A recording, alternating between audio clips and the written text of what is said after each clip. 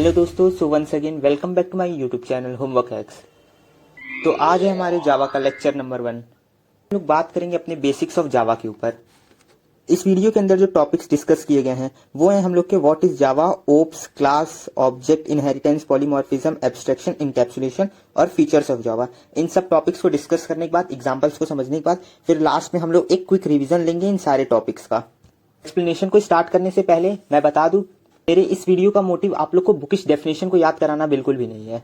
इस वीडियो का main motive है आप लोग को सारे टॉपिक्स को ब्रेक डाउन करके जितना इजीली और रियल लाइफ एग्जांपल्स के थ्रू हो सके समझाना है। तो शुरू करते हैं अपने पहले टॉपिक से, जो कि हम लोग का व्हाट इज जावा। जावा हम लोग जो पढ़ रहे हैं वो जावा क्या है? तो जावा हम लोग का एक high level object oriented programming language है। इसमें ऑब्जेक्ट ओरिएंटेड एक अलग अलग कलर से लिखा गया। क्यों? क्योंकि इस टर्म को याद करना बहुत जरूरी है और इस टर्म का एक अपने में अलग से मतलब होता है। जावा को डिजाइन किया गया है वो प्लेटफॉर्म इंडिपेंडेंट रख के डिजाइन किया गया है कि हम लोग जावा को किसी भी प्लेटफॉर्म पे रन कर सकते हैं। इसलिए जावा का थोड़ा सा हम लोग हिस्ट्री पढ़ें तो जावा सबसे पहले रिलीज हुआ था 1995 में और इसको क्रिएट किए थे जेम्स गॉसलिंग। इस कंपनी में क्रिएट किए थे, उस कंपनी का नाम था सन माइक्रो सिस्टम। और ये सी लैंग्वेज के बाद सबसे पॉपुलर होने वाला लैंग्वेज था हम लोग का जावा। फिर जावा हम लोग का बना था सन माइक्रो सिस्टम में, लेकिन बाद में क्या हुआ था, एक ओरेकल नाम का कंपनी है जिसको जावा सन माइक्रो सिस्टम बेच दिया था। क्योंकि ओरेकल कंपनी वो कंपनी था जो जावा को सबसे ज्यादा यूज करता था और उसको पता था कि जावा को फुल्ली यूज करना कैसे है। तो वो बाद में कॉन्ट्रैक्ट साइन हुआ और क्या किया, सन माइक्रो सिस्टम जावा को बेच दिया। उसके बाद अब हम लोग जो भी जावा में अपडेट्स देखते हैं या डेवलपमेंट देखते हैं वो सब हम लोग का ओरेकल कंपनी के थ्रू देखने को मिलता है। अब हम लोग बात करेंगे अपने ऑब्जेक्ट ओरिएंटेड प्रोग्रामिंग। जैसे कि हम लोग पढ़े कि जावा हम लोग का क्या है, एक ऑब्जेक्ट ओरिएंटेड प्रोग्रामिंग लैंग्वेज है। तो उस ऑब्जेक्ट ओरिएंटेड का क्या मतलब होता है? तो उस ऑब्जेक्ट ओरिएंटेड का ये मतलब होता है कि जावा में हम लोग जो भी प्रोग्राम्स को लिखते हैं उन सब टॉपिक्स को या उन सब प्रोग्राम्स में हम एक ऑब्जेक्ट को डिफाइन करते हैं और उस ऑब्जेक्ट के थ्रू उसको बताते हैं। अगर आप लोग को जावा की प्रोग्रामिंग के बारे में कुछ भी पता होगा तो आप लोग नोटिस करते होंगे कि आप लोग को वेरिएबल डिक्लेयर करना, डिफाइन करना या प्रिंट करना है, आप लोग को उसको एक ऑब्जेक्ट को असाइन करना पड़ता है। इसलिए इस कॉन्सेप्ट को हम लोग कहते हैं कि जावा एक ऑब्जेक्ट ओरिएंटेड प्रोग्रामिंग लैंग्वेज है। इसका मतलब वो ऑब्जेक्ट पे फुल्ली डिपेंडेंट है।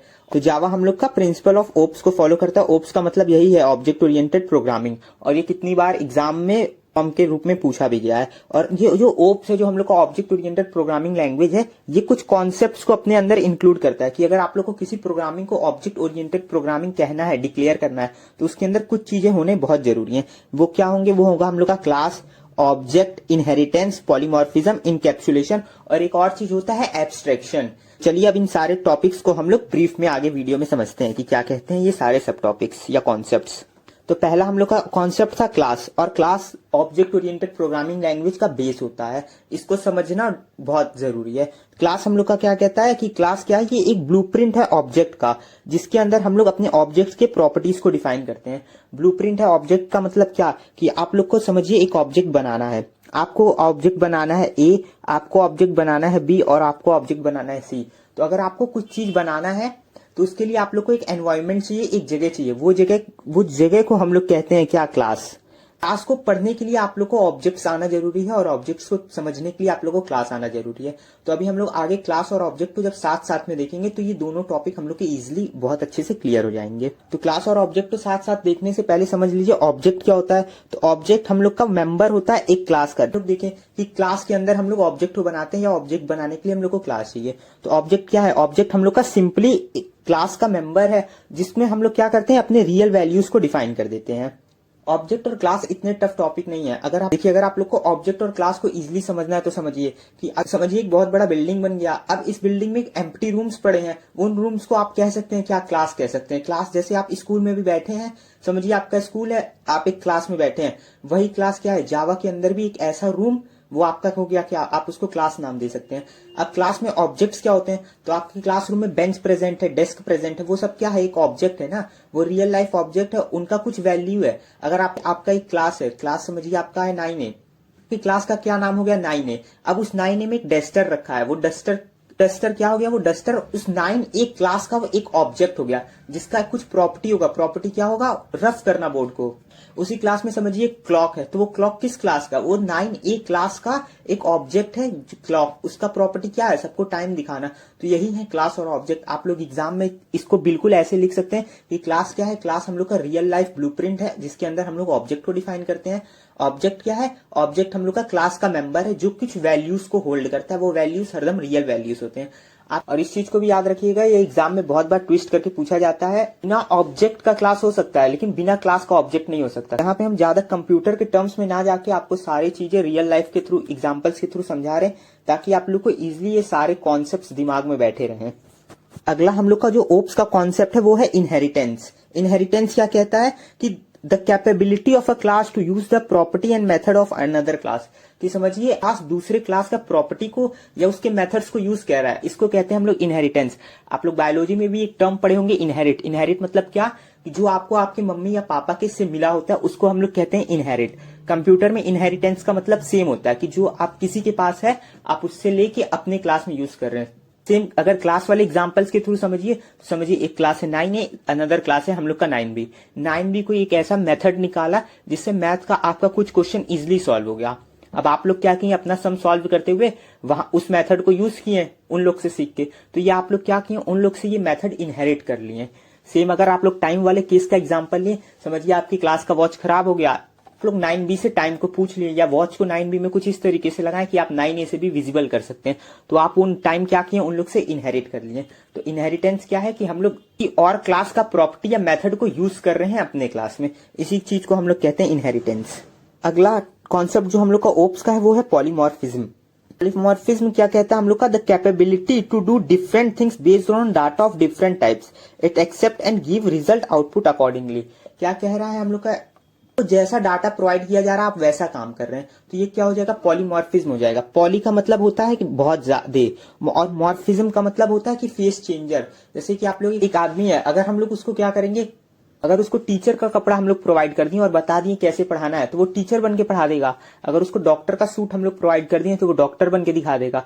अगर आप लोग उसको मैजिशियन का सूट प्रोवाइड कर देंगे तो वो मैजिक करना दिखा देगा। अगर आप लोग उसको सिखा दिए ऑपरेशन कैसे होता है और डॉक्टर का सूट पहना दिए तो वो डॉक्टर बन जाएगा। तो एक आदमी इतना डिफरेंट टास्क कर रहा है, जिस हिसाब से हम उसको डाटा प्रोवाइड कर रहे हैं वो वैसा काम कर रहा है, तो वो आदमी क्या है, इस केस में वो आदमी पॉलीमॉर्फिज्म कर रहा है। पॉलीमॉर्फिज्म का मतलब एक सिंगल आदमी, एक सिंगल पर्सन या फिर एक सिंगल कोड जो डिफरेंट आउटपुट्स को परफॉर्म करता है। जैसे कि आप एक कोड बनाए, जैसा हम नंबर देंगे वैसा काम करेगा, तो ये क्या है, वो एक कोड पॉलीमॉर्फिज्म की तरह काम करता है। इस हम लोग अपने ओप्स का कॉन्सेप्ट देखें तो वो है हम लोग का एब्स्ट्रैक्शन, जो कि तो एब्स्ट्रैक्शन हम लोग का कहता है कि हाइडिंग इंटरनल इंप्लीमेंटेशन या कॉम्प्लेक्सिटी डिटेल्स, और हम लोग को सिर्फ दिखाता है क्या, एसेंशियल फीचर्स।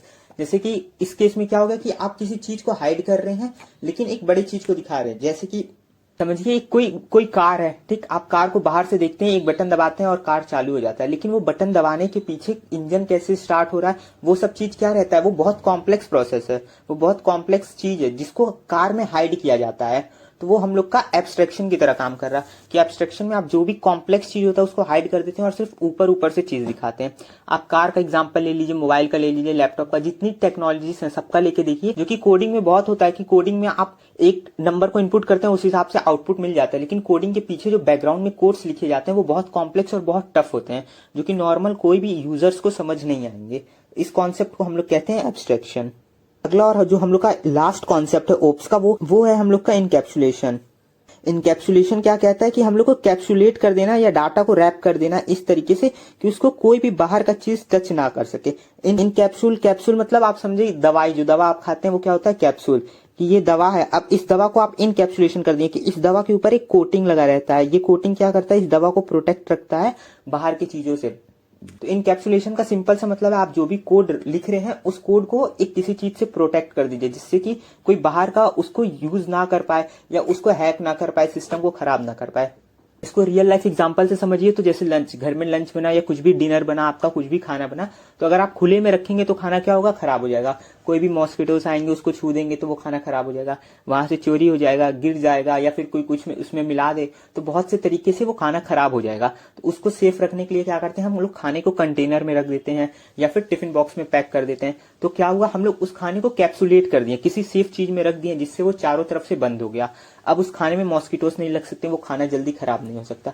सेम इसी तरीके से कंप्यूटर कोडिंग्स में भी होता है कि हम लोग जो कोड लिखे रहते हैं वो कोड को हम लोग क्या करते हैं, इनकैप्सुलेट कर देते हैं, जिससे ताकि वो कोई कोड को हैक ना कर पाए इजिली, वो कोड इधर उधर ना जाए या फिर कोड क्रैश ना कर जाए। जैसे कि जावा एक ऐसा प्लेटफॉर्म है जो ऑलरेडी इनकैप्सुलेटेड है कि आप कोई भी कोड को लिखते हैं तो वो कोड को हैक करना या फिर सिस्टम में हैंग कराना बहुत टफ होता है। ओप्स के कॉन्सेप्ट हम लोग के खत्म हो गए। अब हम लोग बात कर लेते हैं अपने फीचर्स ऑफ जावा के ऊपर। तो फीचर्स ऑफ जावा क्या बताता है कि जावा तो पहले हम लोग का बहुत सिंपल प्रोग्राम है। हम लोग को बेसिक जावा प्रोग्रामिंग आता होगा तो आप देखेंगे कि कुछ लाइन लिखेंगे हम लोग, मुश्किल से 5 से 6 लाइन लिखेंगे, जावा का इजिली एडिशन सब्ट्रैक्शन का प्रोग्राम बन जाता है। और क्योंकि जावा को हम लोग लिखते हैं इंग्लिश में, system dot out dot print this या प्रिंट दैट, तो वो जावा क्या है, एक इजी लैंग्वेज में होता है, इंग्लिश लैंग्वेज में होता है, इसलिए जावा प्रोग्रामिंग बहुत सिंपल होता है। दूसरा, जावा एक सिक्योर प्रोग्रामिंग लैंग्वेज है, क्योंकि अभी हम लोग पढ़े कि जावा के अंदर ओप्स का कॉन्सेप्ट यूज किया गया है, जिसके अंदर एक आता है इनकैप्सुलेशन का, जो कि क्या करता है, प्रोग्राम को रैप कर देता है। उससे क्या होता है, जावा को हैक करना टफ है, इसलिए एक बहुत ही ज्यादा सिक्योर प्रोग्रामिंग लैंग्वेज है। थर्ड टर्म है हम लोग का प्लेटफॉर्म इंडिपेंडेंट। ये प्लेटफॉर्म इंडिपेंडेंट मतलब जावा के कोड को आप कहीं पे भी रन कर सकते हैं, बस उसके अंदर जेवीएम या जेआरई प्रेजेंट होने चाहिए। जेवीएम जेआरई क्या है, इसको अभी हम लोग अपने नेक्स्ट स्लाइड पे ज्यादा ब्रीफ में समझते हैं। फोर्थ क्या, जावा हम लोग का ऑब्जेक्ट ओरिएंटेड प्रोग्रामिंग लैंग्वेज है। ऑब्जेक्ट ओरिएंटेड प्रोग्रामिंग लैंग्वेज मतलब आप लोग इजिली एक ऑब्जेक्ट में कुछ भी वैल्यूज दे के उसको इजिली यूज कर सकते हैं अपने प्रोग्रामिंग के अंदर, कि जावा को बहुत ज्यादा यूजफुल बना देता है और इसी वजह से जावा बहुत ज्यादा पॉपुलर है। अगला जो फीचर ऑफ जावा है वो है हम लोग का मल्टी थ्रेडेड। मल्टी थ्रेडेड मतलब क्या होता है, एक थ्रेड से ही जब बहुत सारे थ्रेड निकल जाते हैं, इस चीज को हम लोग कहते हैं मल्टी थ्रेडेड। तो मल्टी थ्रेडेड का यूज ये होता है कि जावा में आप एक साथ बहुत सारे प्रोग्राम्स को रन कर सकते हैं। ऐसा नहीं है कि जावा एट अ टाइम एक प्रोग्राम को ही कंपाइल करेगा या रन करेगा। जावा में आप एक टाइम में बहुत सारे प्रोग्राम्स को, बहुत सारे मेथड्स को रन कर सकते हैं और इजिली आउटपुट पा सकते हैं सबका। और जो लास्ट हम लोग का फीचर्स ऑफ जावा है वो है हाई परफॉर्मेंस, कि जावा के अंदर आप सिर्फ सॉफ्ट कोड को नहीं रन कर सकते, जावा के अंदर बहुत ज्यादा लंबे लंबे कोड्स को साथ में रन किया जा सकता है। और इसलिए जावा का गेम बनाने में बहुत ज्यादा यूज होता है, क्योंकि जावा एक हम लोग का high performing and programming language है, जिसके अंदर हम लोग बहुत ज्यादा कोडिंग कर सकते हैं और अपने एप्स को इजिली डेवलप कर सकते हैं। इसके अलावा भी जावा के बहुत ज्यादा फीचर्स हैं, लेकिन यहाँ पे हम कुछ उन फीचर्स को पढ़ाए हैं जो कि बहुत इंपॉर्टेंट और मेन है। अब हम लोग बात कर लेते हैं प्लेटफॉर्म इंडिपेंडेंट अपने इस टॉपिक के ऊपर। तो प्लेटफॉर्म इंडिपेंडेंट ये बताता है कि जावा का जो कोड है हम लोग का वो प्लेटफॉर्म डिपेंडेंट नहीं है, वो किसी भी डिवाइस में चल जाएगा, बस उस डिवाइस में एक चीज होना चाहिए, जेवीएम। अगर आपके डिवाइस में जेवीएम इंस्टॉल्ड है तो आप लोग इजिली जावा के कोड को रन कर सकते हैं। जावा दो चीज पे इजिली चलता है, वो है हम लोग का जेवीएम और जेडीके। जेवीएम क्या कहता है कि जावा जो हम लोग का है वो वर्चुअल मशीन है, और जेडीके क्या कहता है कि जावा एक डेवलपमेंट किट है।